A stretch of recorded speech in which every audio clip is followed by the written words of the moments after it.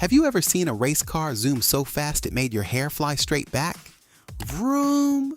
Now imagine you're that driver, but everyone around you says, "You don't belong here." They try to block your way. They try to stop your engine. But you grip the wheel tight and say, "Just watch me."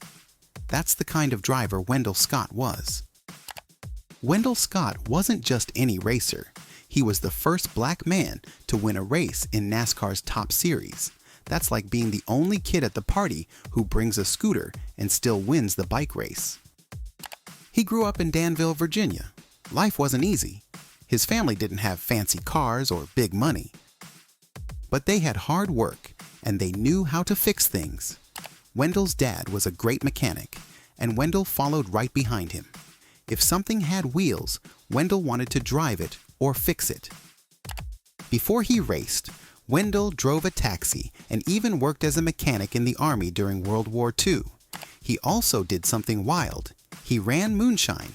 That's illegal now, but back then, people did it to make money. And to run moonshine, you needed to drive fast without getting caught. Real fast. That's how Wendell learned to race with skill and speed. But when Wendell wanted to race for real, it wasn't easy. NASCAR didn't welcome black drivers. They made up reasons to keep him out, but Wendell didn't quit. He entered local races that didn't care about color. He showed up with his own car, one he fixed with his own hands, and he started winning. Imagine a man with no big team, no fancy tools, and no sponsors.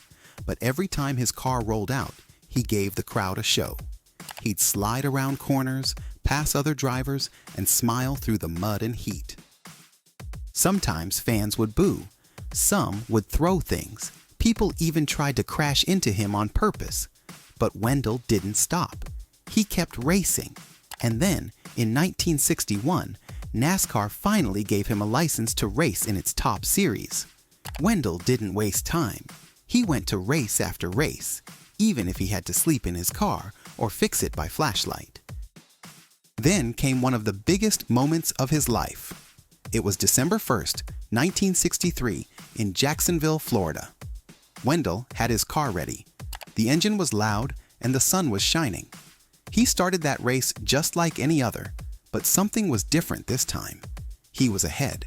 Lap after lap, he kept his lead. When the checkered flag waved, Wendell had won. But guess what happened? Officials gave the win to another driver at first. They said it was a scoring mistake. Wendell didn't get the trophy. He didn't get to celebrate. He didn't even get a photo in victory lane.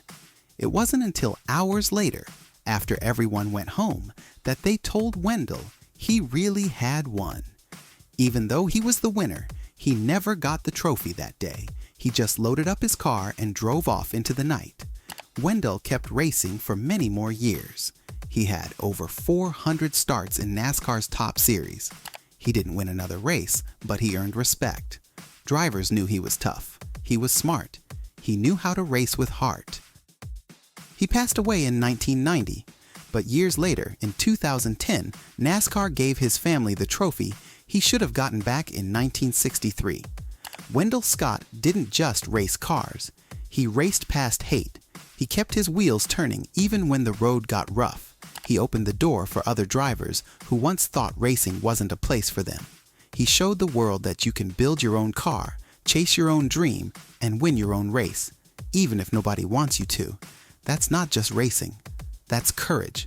So next time you hear a race car roar down the road, think about Wendell, the man who didn't just drive fast. He drove forward when it mattered most.